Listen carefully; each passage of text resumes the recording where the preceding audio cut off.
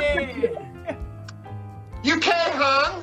Do you know, I'm actually really struggling right now. God bless you.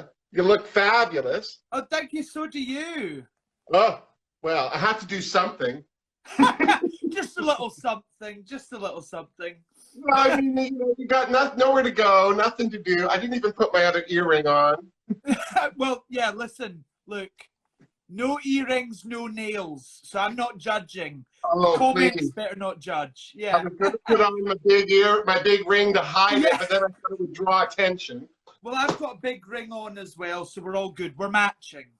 Well, congratulations, you 3 Repeater Badge winners so far. Bless you. I know. I can't believe it. Like, obviously, even though we filmed it ages ago, it's like reliving it. Because I do think I'm a wee bit of a psycho sometimes. So watching it back, I'm like, did I win that one? Or am I making it up? Have I just lied to myself, But yeah, it appears I have. So Did you think you would do this well going in? Like, were you, I'm going to do this good. I'm going to at least make top 4. I didn't, I thought I would either do really shit or really good. It was either going to be a thing of they don't get it, the Scottish accent, it's, or, oh my God, we've never seen someone like this before. And luckily, it's kind of turned out into the latter, so I'm very lucky. I have to tell you, I am beyond impressed that you're 23. Yeah. I know. I went on your Instagram. Your first post is in 2014. Yeah, that's when I first did drag. Now, you said that's when you were you going out to the clubs to perform, or were you doing drag at home and perfecting first? Well, do you know, the cool thing, the full circle moment about my whole drag career is I started to go out to the club dressed as the Rue girls that I would go and see. So I'd see Jinx Monsoon and I'd dress as Little Edie. I'd see Sharon Needles and do one of her looks. I'd see Bendela and I'd go in one of her looks. And then a few of my friends that I made from going out and seeing all these Rue girls were like, you realise there is like a scene here and like we're queens, we're about, we'd love to book you to perform. And I was like, what would actual Lawrence Chaney's drag look like? And it's kind of started all over again. So that's when I started practicing and everything to find my own look, Because the club culture in Europe is way different. Well, yeah. I mean, the whole drag race is so sensationalized here, especially in the UK, Scotland. So it really was only Rue Girl shows. And if you were able to open for one of those Rue girls, it was you'd made it. That was you'd made it, and that meant that the local queer community would go see you at the big show, and they go, "Oh, what's your Instagram? Let's check you out." And that it would build your platform. Mm-hmm. Did the first time that you performed though? Do you remember it? I remember it like trauma. I remember it like trauma. It was quite gross. I did Lady Gaga, Venus, and I thought I could get away with a seashell bikini, and this is the thing though. I've been working my way. I've tried what would this look like on my body? What would this look on my body? So now I know exactly how to dress it because it's been a whole load of, that's not what that looked like, and you're scrolling through Facebook at these pictures. So I've made a lot of fashion don'ts to get some fashion do's. But I remember performing it, and I remember people were like, it's a Lady Gaga song, but people were like, she's fucking crazy. What is she doing in this Lady Gaga number? And it just kind of developed from there. One of the things I've noticed, though, from those early pictures, your makeup has certainly improved and been refined. Oh, yeah. But you had a signature look even then. Like, there's not a lot. Like, I recognized you. Do you know, like those? Yeah. You know that first drag picture? You're like, who the hell is that? Yes. I had a beard. I think I think it's because I always knew what I wanted to look like and do.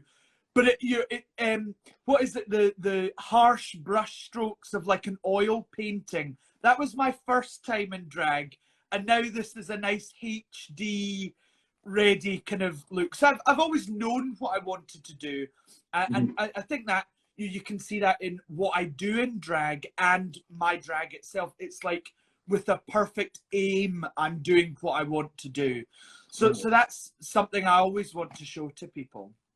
Do you have an art background? Did you have any kind of?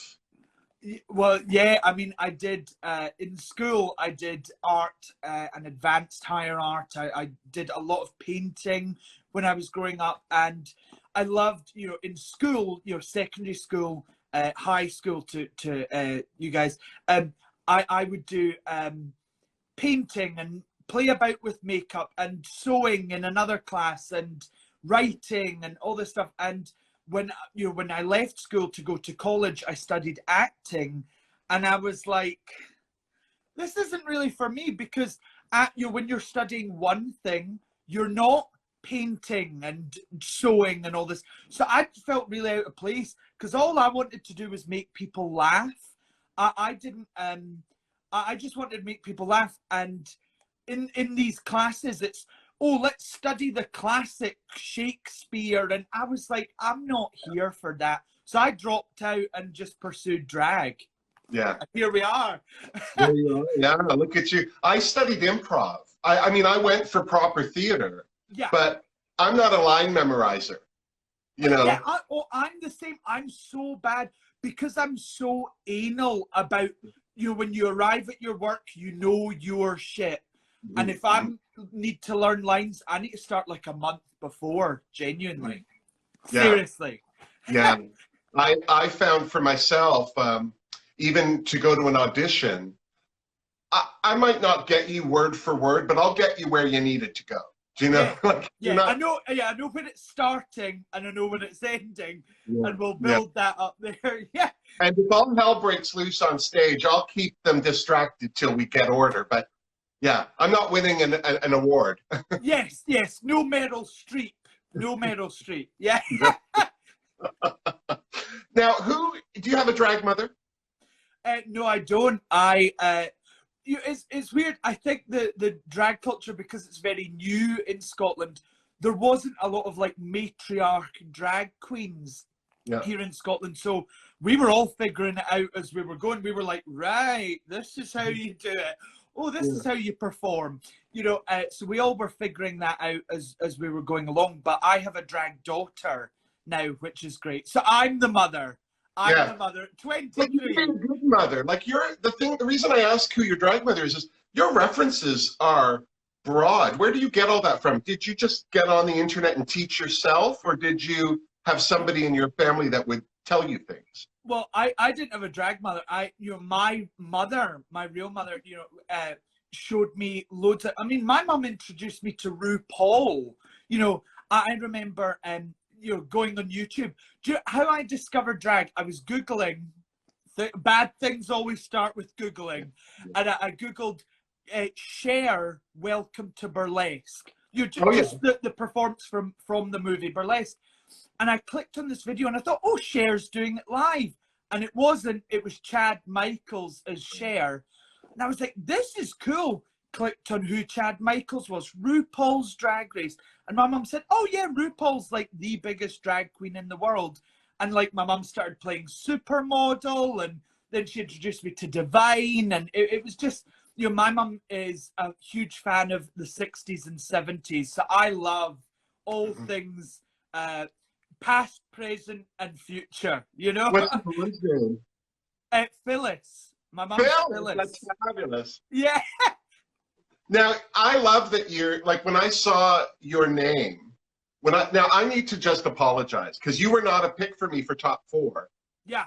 But I think you catfished me. I think you undersold yourself. Because you sat there and said, well, I can't sing and I can't dance. And I went, the minute she's in a lip sync, she's screwed.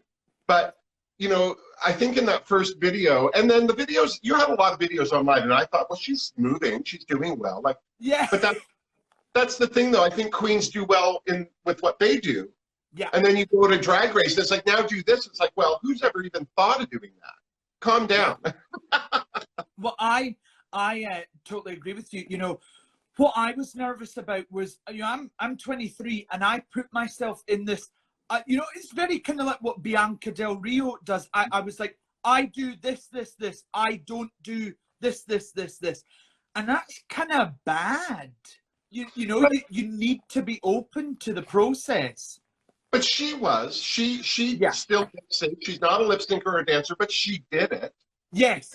And she modified her makeup, not a lot, but enough to just keep them off her back. Yeah. And I think that you're doing the same thing, because the one thing we've learned from Mrs. Doubtfire is that any Scottish accent of any level is charming. And my family's from Glasgow, but I've never been. So I love everyone keeps tweeting me. They're like, Lawrence Chaney is Mrs. Doubtfire. You know, yeah. Robin Williams wasn't on set. It was Lawrence Chaney. I love it.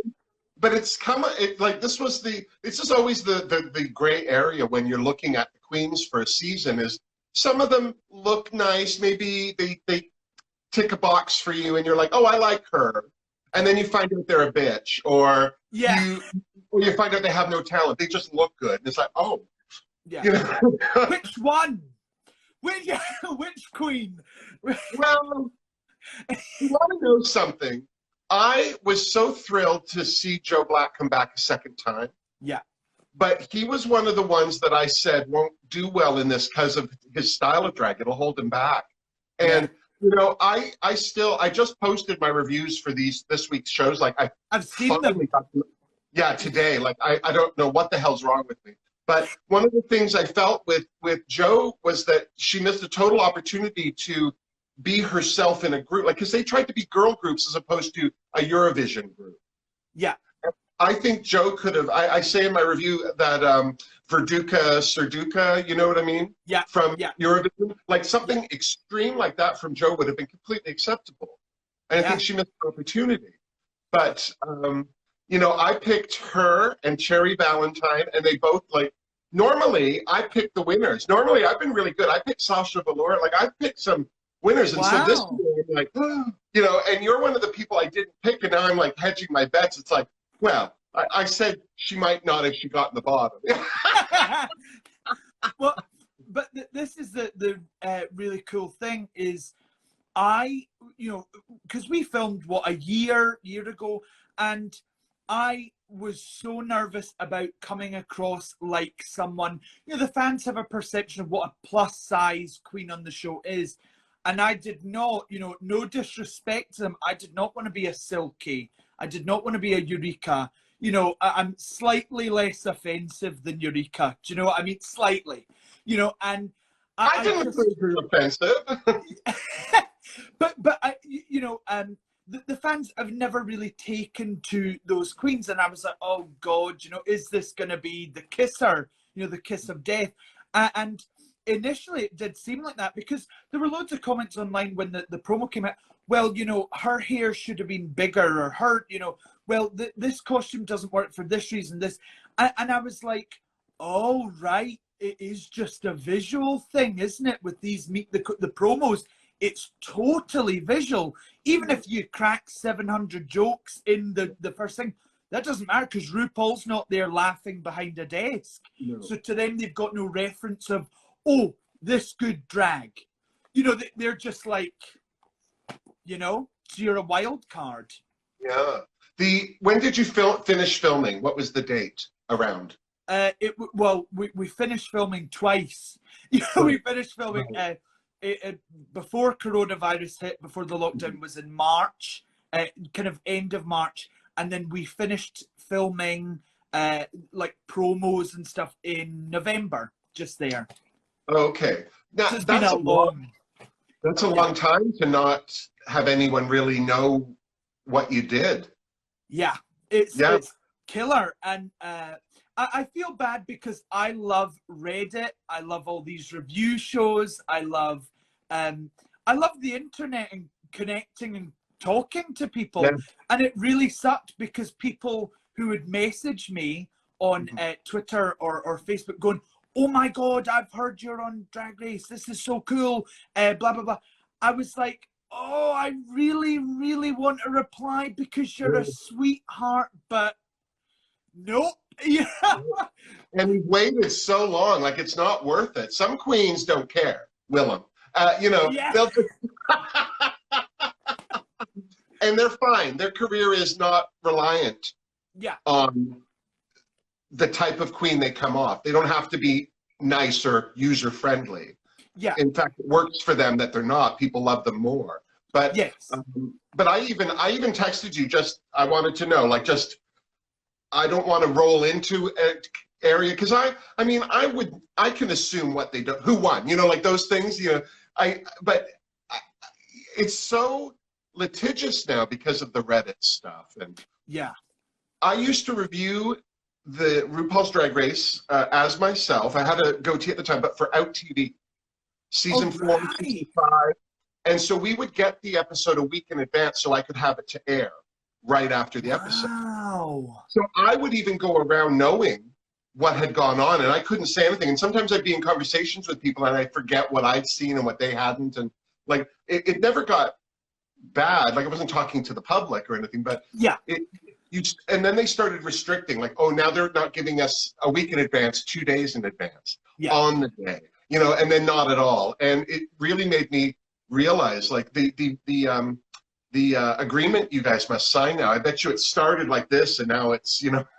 Well, yeah, actually, RuPaul comes to your house, loads a shotgun and points it at you and says, "Sign on the dotted line, cunt." Like she came to your house. Come on. Yeah. Sign it. You know. Michelle hasn't been to her house. Don't worry about it. What was the biggest surprise about filming for you? Like, I would assume, as anyone, you go into it. Now, it's only been 2 years now in Britain, so you're still new. There's not been a lot of talk about the process, but was there something about the process you were like, you're kidding? Do you know, I was really nervous about, I was excited but let down in a way, because I thought when you were, you know, filming, I thought, oh, you know, you get to make all these friends and you're making friends with the queens, but we're all, you know, fighting tooth and blood against each other, and you don't realize that on TV because it's fun, it's, you know, it's you know, but these untucked moments where folk are shouting at you because you were crying and all this stuff, it's like, what the fuck is going on? So I was pleasantly surprised because, you know, it's quite ridiculous to say it, but the person I got on with most of the moment was Ru. You know, so talking to Ru, and laughing and stuff, that was a great highlight today, because you could talk to this person and go, so what do you want from this challenge? What do you want? And, you know, he'd say, you know, this or that, you know, and it was great direction, you know. But again, like most of the other queens, you know, we're great friends now and we talk. But, you know, in that moment, you're like, why do they hate me? Why am I not allowed to cry? You know?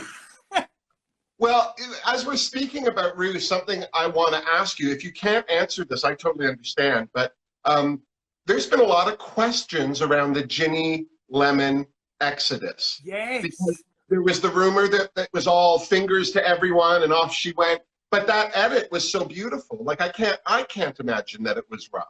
Well, no, it never happened. You know, Ginny just, I think, you know, I was upset at Ginny for walking off because it's, I mean, I have fought so long, and, you know, I started doing drag when Drag Race was a thing. So I have always wanted to be on that man's show, you know, and whatever, I don't care, you know, what Reddit says, I don't care what anyone else says, but if that man tells me I'm a shite drag queen and I need to level it up here or do this, I will do what the man says. I don't care, you know.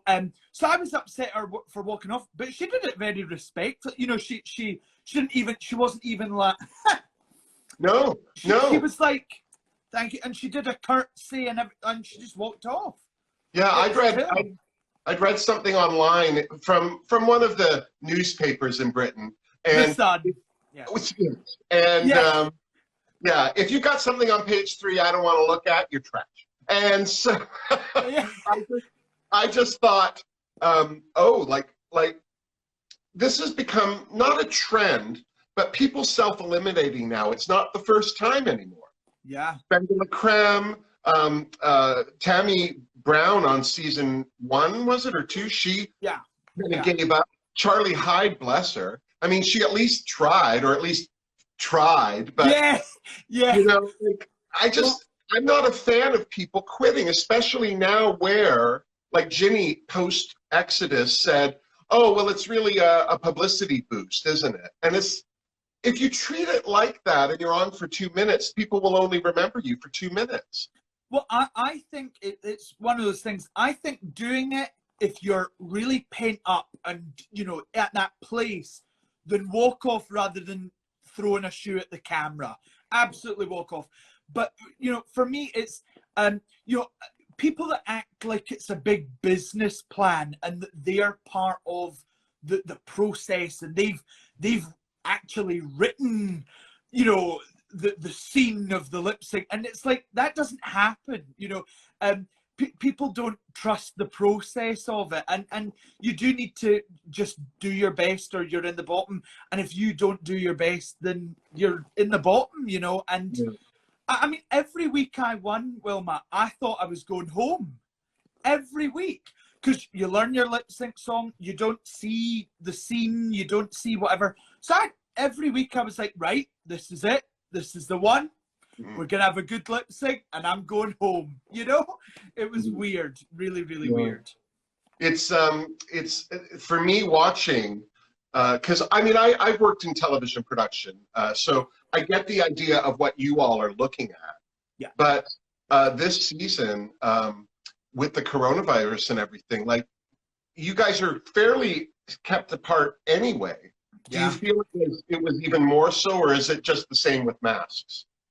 I think we were really lucky because, you know, we self-isolated, we were tested, we were safe. That was a great thing, and we were isolated because, you know, same with movies and certain TV shows like Doctor Who. It's a closed set, so no one can come and, oh, hi. You know, no one's doing that, and you're never on location either. So it was pretty, you know, easy. And, you know, the only kind of instruction you were told was, you know, don't jump on top of Rue, you know, and cough on her face. Maybe don't do that, you know. But, you know, it was don't do stupid things, but it was pretty much the same. Yeah. Yeah. Did you apply for season 1? I did. Yeah. I did, and I was devastated when I didn't get on because everyone here, you know, I've hosted TV in Scotland. I'm on adverts. I'm on billboards in Scotland. Yes. Yeah. Yes. Exactly. Chaney. Yeah. But you know, I got to this place in Scotland where I'd done it. You know, I'd done the TV, and you know, it was that way where, you know, you'd done the TV, but you weren't famous enough to have your own talk show, or you weren't this to have that's how I feel. Yeah, yes, exactly. And so I was like, well, what do I do? So I applied, and of course, everyone in Scotland, all the you know, queer community were like, you're gonna get on it, and they said, nope.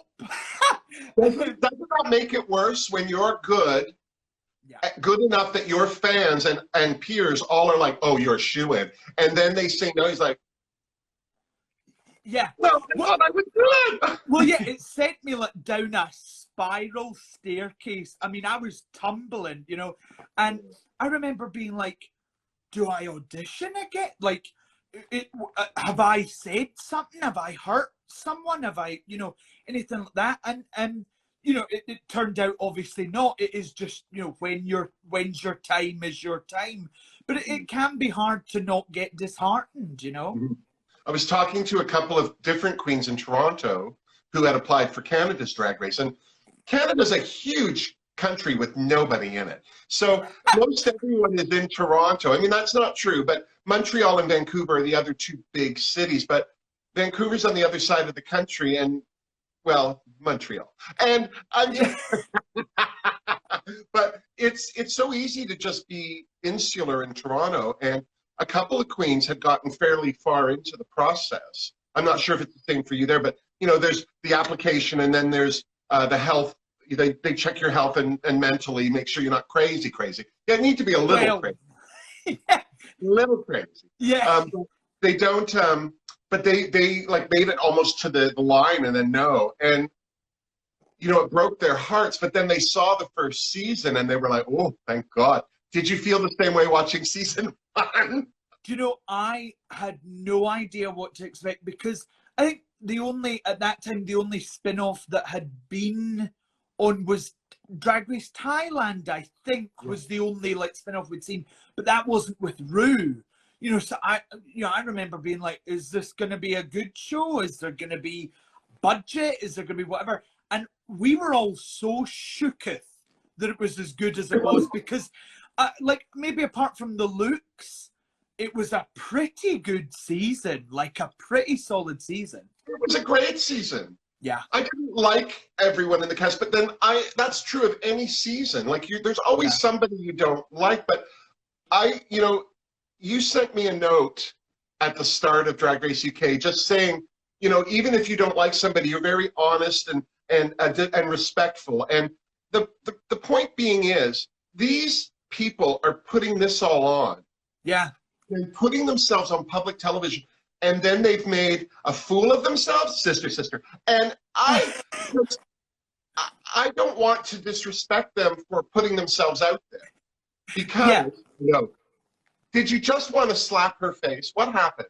Well, yeah, and the teeth would just fly out. In my review, I've got chiclets in her mouth. It's very funny. But yeah, I would assume that there's a point in your day, as a group, you're all sitting there, and you must just want to punch each other, or I don't know. I feel personally, what I would imagine to go on is that they don't want you solving any of your problems off camera.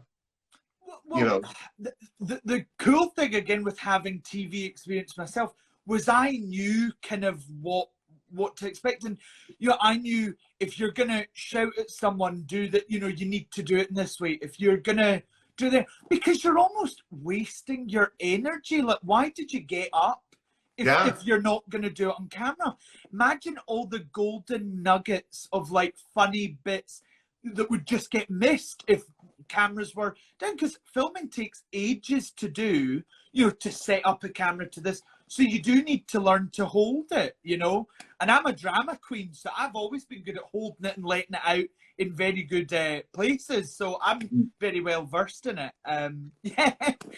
Whenever I've done stuff like that where it's reality, and they're like, "Can we get you to say that again over here? But can you do it?" Like, it's not direction; it's just we need the angle or whatever. Yeah. And my attitude is always, "I'm sorry, are you asking me if I would like more camera time?"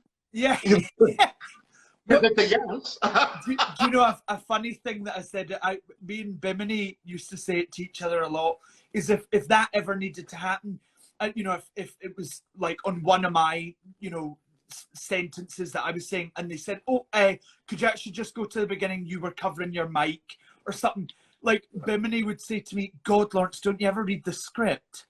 Like, I just love that, because there is no script, but that whole like, oh, learn your lines, fuck's sake. Yeah, I just love that. Yeah.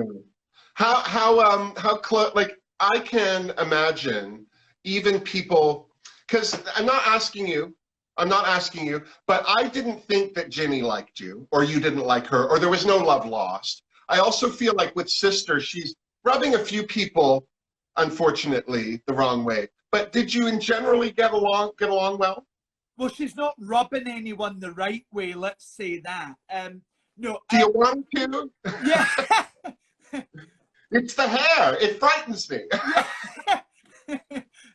I feel it. No, it's funny you say that, because the whole tension thing with Ginny was something that I was so shocked at, because I'd worked with Ginny before, and we did a blast. We're funny people, you know, But in a competition setting, all bets are off, and it is even the people that you know. It's a new first impression of them, sadly, you know. And in the confines of the show, we didn't really get on at all. But the really cool thing is the honesty that me and Ginny have with each other. Ginny messaged me after filming, and she said, "Listen, I'm not going to lie. I did have a problem with you when we were filming that whole first part, you know, with COVID, but before COVID." And I said, "Oh yeah, no, don't worry. I had a problem with you as well. I think it was disgraceful that you walked off." And I said as well, I wasn't going to message you and pretend, "Oh, hey, babe. Oh, I miss you. Hope you're not, you know, thingy of COVID." Because I didn't care. I was like upset. I was like, how can you walk off RuPaul's Drag Race? And we'd not had an answer. And I wasn't going to be fake, and she wasn't going to be fake. And I respect that more with people. Like, you're self-reviewing things. You cannot, no matter how much you like someone, no matter how much you dislike someone, you've got to give someone credit where credit's due, and also critique where critique is due. You know, it doesn't work. We can't just be shitting out positivity, you know. When's your birthday? The 16th of October. So I have the same birthday as Angela Lansbury from Murder, She Wrote. So very good company. Yeah, same. I have the box set up there, but I watch it on Amazon Prime. I'm obsessed with it. Obsessed. Her, the Golden Girls, and my knitting. I'm good. Yeah. good. You've got good taste. There we go. You and Ellie both talked about the drag scene in Scotland. Yeah. You know, Edinburgh and Glasgow are the big cities I know of. Yes. Do they have drag in both those cities or no? Yeah, no. So there's drag in. So the main kind of cities for drag are Glasgow, Edinburgh, and Dundee, which is where Ellie's from. Now, there's obviously, you know, Aberdeen and Inverness and the Highlands, but they don't have a lot going on there. There's not really any clubs generally, let alone kind of gay bars or kind of functions like that. I'm not going to say they don't have any drag queens, because the people in the comments will kill me. But, you know, the scene is very small, meaning we don't have a lot of clubs, and there's only 7 days in a week. But in Glasgow, we have 200 and something drag queens. Wow. Because all these kids watch Drag Race, and you know, they turn 18 and they go, I'm going to try that, I'm going to try that. And that's fab. But the sad truth is it dilutes the whole scene, you know? What did you think, as somebody who didn't make season 1 of Buffy Kendall and Scaredy Cat, especially Scaredy Cat had never performed? Well, you know, this is the thing again. Yeah. No, the main thing is, I think I got it from a TV perspective. I totally understood why that's an interesting story.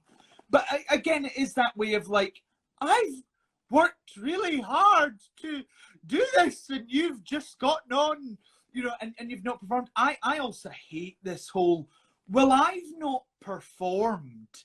And it's like, right, but you know, performing, whether you like it or not, is the bread and butter of what we do after the show. So if you go home first, you win. You're second out. You perform. You're lip syncing in a bar. You're singing. You're telling jokes in a bar, and you have to. For folk to dish out this amount of money to you, and a huge platform as well, you've got to be able to hold someone on a mic. Tell them, you know, hello, Toronto, or, you know, you've got to be able to do that and not go, hello, London, in Glasgow. You know, you can't do that. You know, so it's very weird, very, very weird. But again, I understood that perspective, but it's very like, the frustration was real. Mm-hmm. Now, I know that you do sew, yes? Oh, yes. Yes. And you do style your wigs, but like, you obviously also get that stuff done. Yes. Yeah. I style pretty much, in fact, every wig on the show so far I've done myself because my mum taught me how to do it. My mum used to be a hairdresser. Yeah, my mum used to be a hairdresser, and give us a hug for me. Yeah. Well, this is the thing, is she was so good at these kind of 60s bouffant hairstyles. I said, Mum, could you try it out on this wig? It's the same kind of dressing out process of hair. You just need to steam the hair instead of roller it with heated rollers. And she tried it and she was amazing. And then I learned from her. So that's thank you, Mother. Your wigs are stunning. Oh, thank you. Your costumes, particularly, like the runway, I always assume that there's going to be a level of excellence for the runway. Maybe not between each queen, but for that queen. Her best stuff is for the runway. Yeah. How much did you have to invest for any of your wardrobe before you went on? Do you know, this is what I dislike about some people's things that they have said after the show, is they say, well, I didn't have money. You know, well, I didn't have money and whatever. Right. Let's talk. Yes, drag is expensive. Me and you both know that. Drag is really, really expensive. But I've been doing drag for 6 years. This wig, 4 years old. You know, or whatever. There are ways to dress things up that you already have for challenges, for mini challenges. Yes, for the runway, that's its own beast. You know, you don't just have a life raft headpiece that's sitting about. But no, I have two. Just hanging on the wall. No, yeah. In the toilet. Well, they are in the toilet. Yeah, yeah. But you know, this headpiece is paper mache and polystyrene rings with a bit of scrap fabric here and some crepe cord on it. You know, it's really not much, you know. And yes, I was a full-time drag queen, didn't have a job before, you know, didn't have a job to subside into it. And I had to make it work. You call in every favor, you call in every person you've sucked their dick, every person you've winched on a night out, every person you've, any connection to people, you've got to call it in. And you know, a lot of people just kind of say, well, you know, I didn't have money and I had to make it work. And yes, you made it work because you're wearing clothes.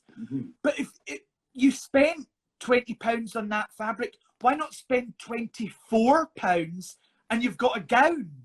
Instead of, you know, it doesn't really make sense to me. And I put my heart and soul into all these looks, and I'm glad that people are able to see the effort.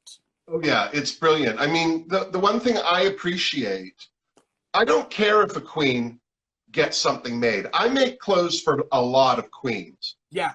If I didn't, I wouldn't get paid. So I get it. But there's a level of Drag Race for me where, like, this is why I was interested to see Gottmik on the American version, was because for most of her drag, I think it's face, which is her talent. Yeah. So I've never, like, even in researching her, I didn't see a lot of drag, full body drag. It was all face drag. Yeah. And so she was one that I was like, oh, I want to see what that queen wears down the runway. Yeah. And when they did their own design challenge, you could see she's capable of this. Yes. And that's what I need. These queens that show up, like Vanjie, Miss Vanjie for All Stars, was it, or her second kick at the can? She had the same outfit 12 times, but she hadn't looked at them all yet. Do you know what I mean? So it's like, how do I get a sense of who you are if you're just wearing any old thing you don't even know? Yeah, exactly. And you know, I should have brought it through actually before this live.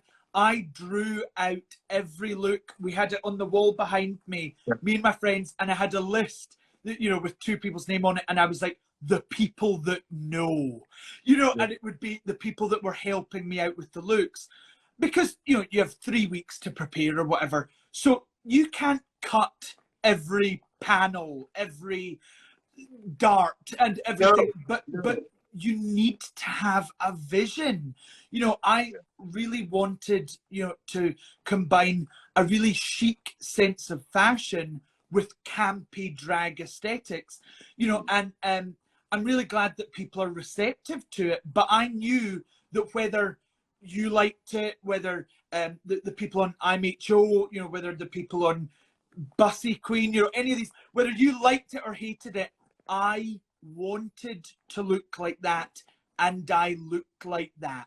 It wasn't like, what am I doing? It was like, I want to look like this, you know? Yeah.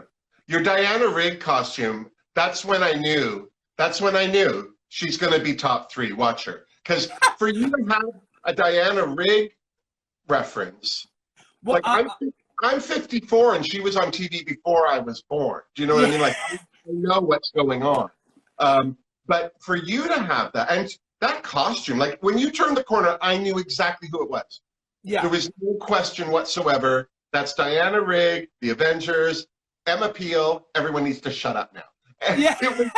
it was so amazing.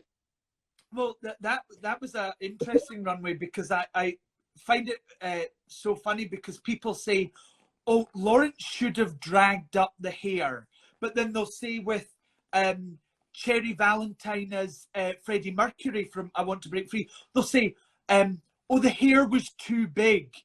And it's like, so do you want a cosplay or do you want me? And what I looked at it was, you've got however many weeks to see me look like this. I'm going to show you me as Dame Diana Rigg. And it's going to be, you know, Dame Diana Rigg with the same winged liner that's small and a little feathery lash. And, we're going to do that. And, so oh, well, the hair needed to be bigger to proportionate the body. Well, Diana wouldn't have had the hair bigger. No. Her hair wasn't that bouffant. Yes, exactly. No, it could see it from where it was standing, but it wasn't big. Yeah, exactly. What was your first drag queen? Oh, it was Lady Gaga. Do you remember what you got paid for that gig? or the first time you got paid? Well, so I got paid £10 to do that performance, and then I had to do a few more gigs that were free. I didn't get paid for it. And do you know something that's interesting? I think you said about it that in Toronto it's tipping, isn't it? It's tipping is the main thing. But in Scotland and in the UK, it's pound coins we've got. We don't have notes. So you can't throw pound coins at people. It's like bullets. Don't do that. You need to go to Newfoundland, Canada, and they'll flick a loonie at you. Yeah. But we have a dollar, a loonie. It's called a loonie because there's a loon bird on it. Right. That's why it's a loonie. And then the toonie because we're Canadian and we're stupid. And because it's a double and a loonie and a toonie. That's our life here. But our smallest bill is a 5. So most queens, I get paid in 5s. These queens will come with a crumpled stack of sweaty 5s, and here you go. They count them out, and that's their tips. But like some queens now, especially with COVID, they'll put buckets down. They're getting a lot more coins. Yeah, that's the thing is you never want to be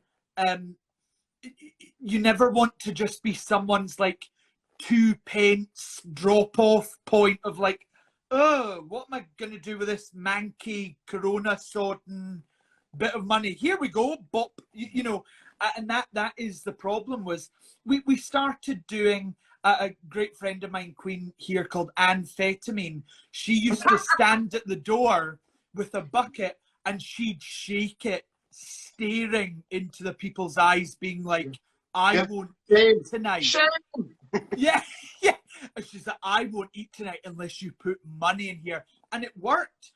So that was a great way to elevate our money, but the money situation here is still pretty bad. And my whole concern about talking about it is I'm not dragging venues in the slightest. No, I'm so thankful to the venues for letting us do our thing and being a safe space where we don't get beaten up or anything like that. They do take care of us. But fundamentally, you're stopping me from putting money, from putting food on my table. So I need to talk about it. It's a need, Yeah. I think the hardest thing about performance, because I think Bimini touched on it in the Queens on Lockdown, was just how disposable entertainment becomes when you can't be one-on-one. But something like your tutorials, fantastic. I am so thrilled. And you have some from before Drag Race. So your Mrs. Brown's is adorable.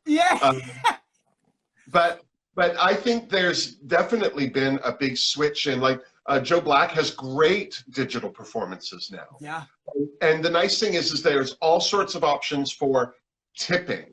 So, you know, I, as a Canadian, it was very hard for me to even suggest tipping because I'm Canadian. It's like, oh, no, sorry, no, sorry. And then somebody said, well, if you were in a bar, I'd tip you. And it's like, well, you're damn right you would. So it quantified it in my head. And now the reason you and I are talking is because I have Patreoners on Patreon who said, you need to talk to Lauren. Because I think what it was we were chatting, they go, because I used to be on radio and I've interviewed Michelle Visage, Ben de la Creme, Sharon Needles, Jinx Monsoon, Ginger Minch, like all of them. But on the radio, I've never met them. I mean, that's not, I've met some of them in face-to-face after the fact, but I've lost my train of thought again. What was I just talking about? Talking to people on the radio, doing things online. Yeah, and when you're talking to people, there's I think a level of professionalism. Like I remember interviewing Bianca Del Rio because she had her movie Hurricane Bianca coming out. Yeah. And you know, I can't gush over people. Yeah. I'm also 6'4" and 300 pounds. Do you know what I mean? Like it's a lot coming at you. So and we were talking earlier about loud personalities and not wanting to be a silky ganache, but when you're already larger than life, you're already coming in full silky and you haven't done anything yet. So I'm constantly trying to just, as a polite Canadian, just pull it all down. That was my point. The Patreoners, I was telling them about your note, because they said, have you talked to any drag queens? And so I did, and I told them who my favorites were. And literally everyone I've talked to has been a favorite. The only disappointing queen was Tyra Sanchez. Oh, yeah. She was a sour and I interviewed her in the studio. She was as sour to interview as she was to watch. So that was my only disappointment.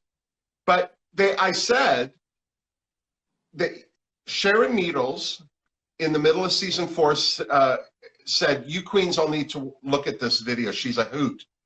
And that video got 10,000 views. And that's 8 years ago. And then last year, Jada Essence Hall messaged me just saying, I love your videos on Twitter. And somebody responded like, is that Jada Essence Hall? I'm like, I think so. Like, I don't know.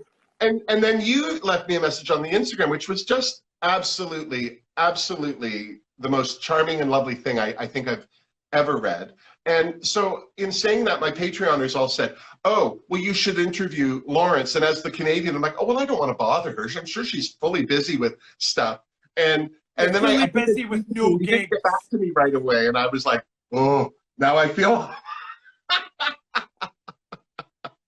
This is the thing is, you know, I love your videos, and I just think it's so easy to slag people off online. It's really easy. It's too easy to slag them. And a lot of interviews, you know, and these review shows and stuff that I'd seen, it was all very people were just being nasty for kind of the sake of it because you weren't their favorite. And what stuck out to me was, do you know what? Even when someone wasn't your favorite, you still gave them the same amount of time. You still spoke about their look and went through points about it that you did like and some things you didn't. And I think that's what a true star is. You know, it's someone that's able to kind of dissect drag and, you know, reference the art, not the artist. You know, remove yourself from that. So I'm just a huge fan of everything you do. Oh, well, thank you, doll. Oh my God. Now, because we're now in, I know what I wanted to ask you. Movie or music when you're getting into drag? What do you do? Oh, Movie has to be. Your favorite movie to watch? Do you know, it sounds so stupid, like, because I watch it a lot, on repeat a lot. I either watch The Heat with Sandra Bullock and Melissa McCarthy, or what's another one? It's like any Melissa McCarthy movie. It just gets me in that ridiculous sense of humor. You know, I try and find something that gets me in that mood, you know? I like to watch movies over music. Music's great, but something like Marilyn Monroe and Jane Russell, Gentlemen Prefer Blondes, like that's a fabulous one to get ready to because there's music. Victor Victoria is another one. Yeah. My favorite movie is Anti-Main because some poor suckers are starving to death. But, well, but this is the similarities between our movies is they don't require a lot of attention. They're not, they're not gripping thriller horror movies where you need to be watching the shot, to see if that creepy man's in the background, whatever. They're nice, quite light, easy kind of entertainment movies. That's the common thing. Well, and I've gotten into a rut where I watch like 30 films and 3 or 4 TV series. I'll just loop the series.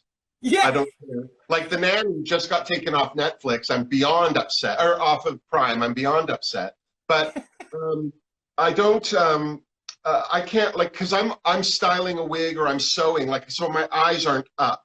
Yeah. So for me to watch something, like somebody said to me the other day, "Oh, The Boys' new season is out. Have you seen it?" It's like, I want to, but I'm busy. Yeah. Like, I sit there and stare and do nothing, and I feel guilty. I start tidying where I am. Like, just it's crazy. It's crazy. I can't just sit.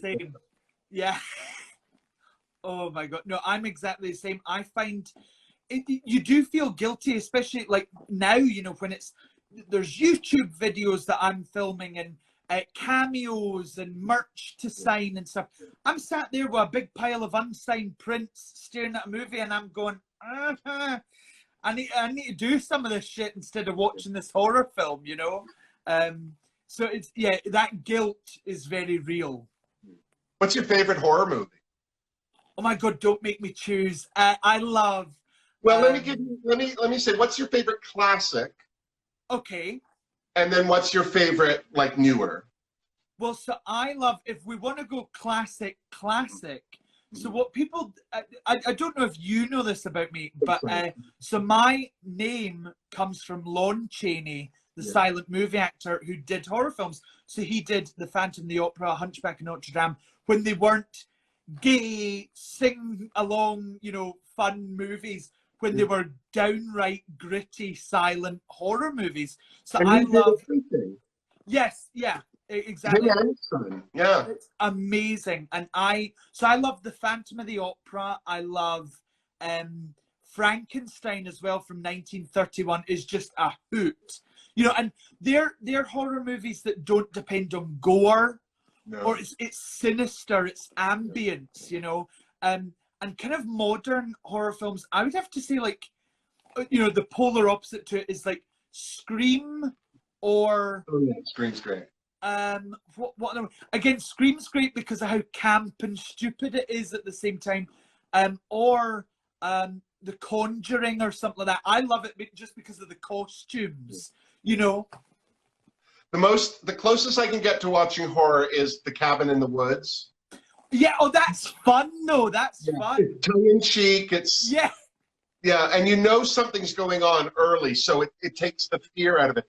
But I can't watch like The Nun. I can't watch that. Yeah. If I watched that, I couldn't host Knock Knock Ghost. No, imagine that. Is that Are you a wee bit scared of nuns? Does it remind you of your previous life? I don't. The minute the lights are off, I'm all bold and strong until the lights are off, and then I'm in a corner wetting my pants. Yeah.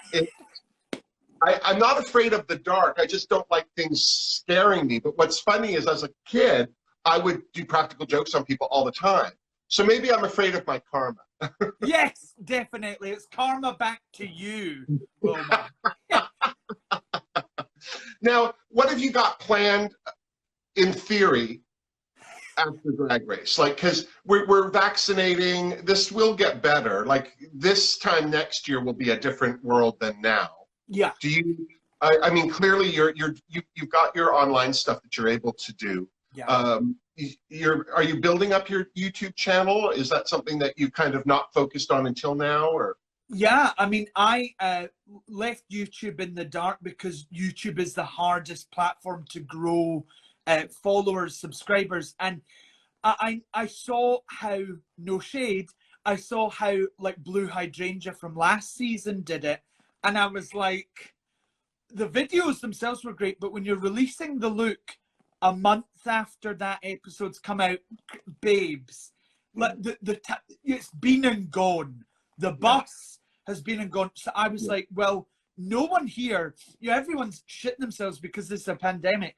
No one's utilizing the internet is the future. Netflix, YouTube, it's all the future. Prime. What have we been talking about what we watched on Prime, not what we, when we fired up and rotaried up our fucking TVs in the corner.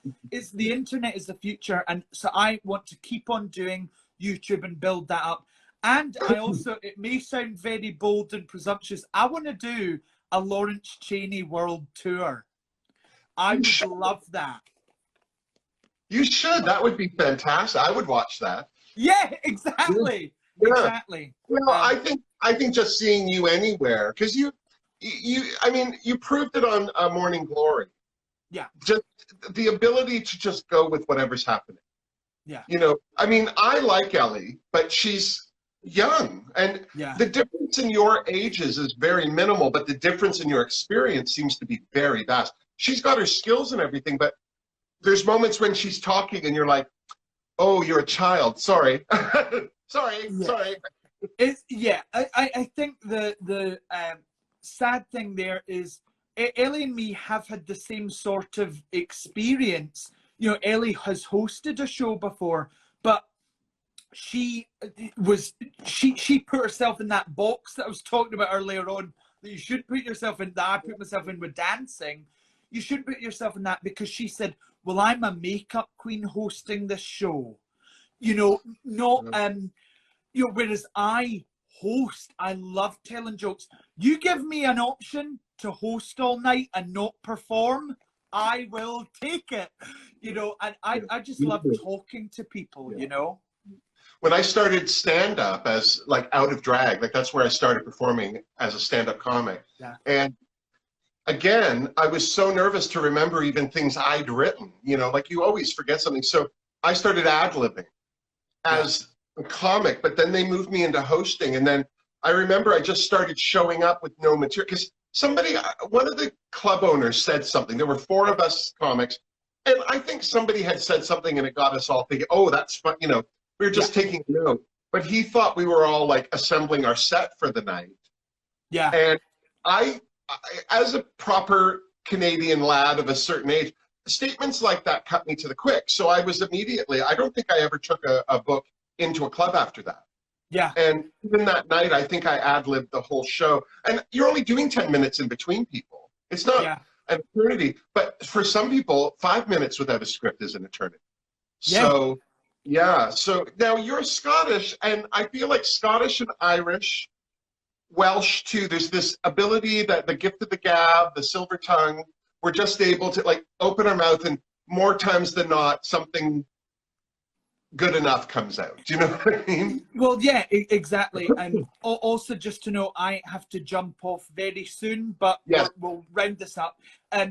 But totally agree with you. I think there's something about a regional accent.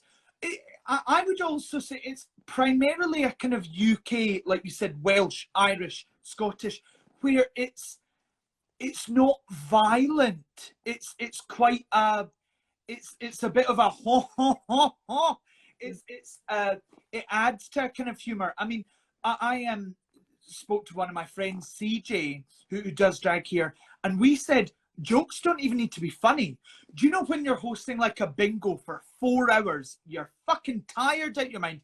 the audience is wasted. That, you know, they're all the wives and the girls who are just wasted having a fun time, and they've drunk so much that they don't hear what you're saying on the mic. So all you need to go is and that the way you tone your voice, they know to go. They know to do that, you know. Yeah.